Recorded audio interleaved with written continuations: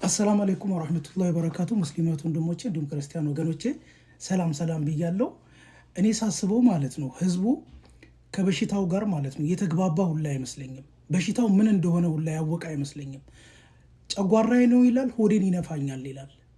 ገባችሁ? አንዳንድ ሰዎች የምትናገሩት ነገር ከጨጓራ ጋር ምንም የሚያገናኘው ነገር የለም። እና እኔም ብለው ማለት ነው እናንተ አሁን ማድረግ ያለባችሁ ነገር ዲቶክስ ማድረግ ብቻ ነው በቃ የሚጠበቅባችሁ። ከዚያ በኋላ በሽታችሁ ምን እንደሆነ ትለያላችሁ ዲቶክስ ካደረጋችሁ በኋላ ማለት ነው።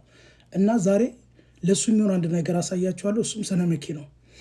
እዚህ ሳውዲ ምድር ላይ ማለት ነው 10 ሪያል ነው የሚሸጠው። ይኸው እዚህ ጋር 10 ሪያል ነው የሚለው 10 ብር ማለት ነው። እና ይህንን እንዴት አድርጋችሁ እንደምትጠቀሙ አሳያችኋለሁ። ኢትዮጵያ ያላችሁ ሰዎች ደግሞ እንዴት አድርጋችሁ አድርቃችሁ መጠቀም እንደምትችሉ አሳያችኋለሁ። ሰነመኪ ማለት ይሄው እዚህ ጋር ያለው ቪዲዮ ነው፣ ተመልከቱት በደንብ። እና ሳውዲ ምድር ላይ ያላችሁ ሆዴን አመመኝ፣ ሆዴን ቆረጠኝ፣ ሆዴ ተነፋ ምናምን የምትሉ ሰዎች ማለት ነው መጀመሪያ ይህን ነገር ተጠቀሙ። ከዚያ በኋላ በሽታችሁንም ለመለየት ይጠቅማችኋል። ገባችሁ? ሆዳችንን ማጠብ አለብን፣ ሆዳችንን ማጽዳት አለብን። ገባችሁ? እሺ፣ በመጀመሪያ እችኛዋ 25 ግራም ሊትር ነች።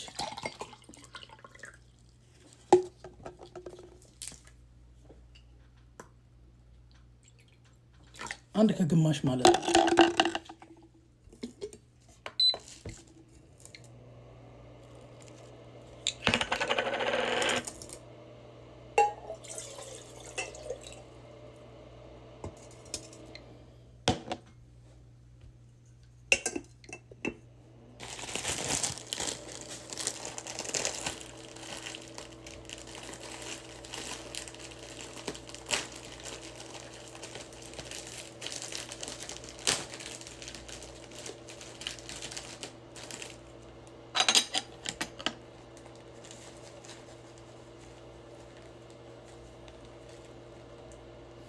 ሰነመኪውን በቃ ይኸው የዚህን ያህል ማለት ነው የምታደርጉት።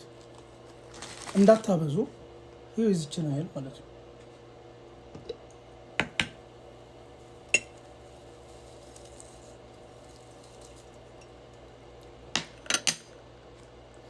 እና ኢትዮጵያ ያላችሁ ሰዎች ደግሞ ማለት ነው ትቆርጡትና እስከነ ግንዱ ትቆርጡትና ቅጠሉን ማለት ነው ታመጡና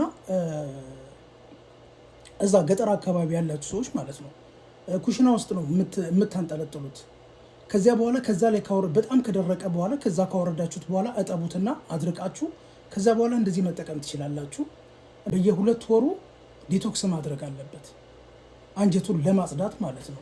እዚህ ሀገር ላይ ቆሎን ለአሰቢ ነው የሚሉት፣ የሚያበሳጭ የሆድ ህመም ነው የሚሉት። አንዳንድ ጊዜ እዚህ በጎን በኩል ሆዴን አመመኝ፣ ሆዴን አቃጠለኝ ምናምን ነገር የምትሉት ማለት ነው። ብዙውን ጊዜ ሰዎች ከጨጓራ ምናምን ጋር ነው የሚያገናኙት። ይሄ ማቅለሽለሽ ምናምን አለ አይደለ? እንደገና አፍ ላይ ምራቅ መሙላት፣ እነዚህ ነገሮች ሆዳችን ንጹህ ስላልሆነ ነው እንደዚህ አይነት ነገር የሚመጣብን ማለት ነው። እና ተኝተን ራሱ አንዳንዴ ይሄ ላበላብ የምንሆነው ነገር አለ አይደለ?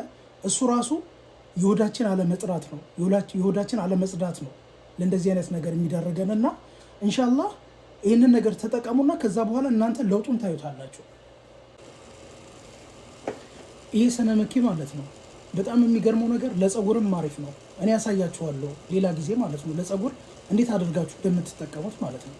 እንደዚህ አንተክተካችሁ አፍልታችሁ ከዛ በኋላ እንዴት አድርጋችሁ እንደምትጠቀሙት አሳያችኋለሁ። ይሄው በቃ አሁን ደርሷል።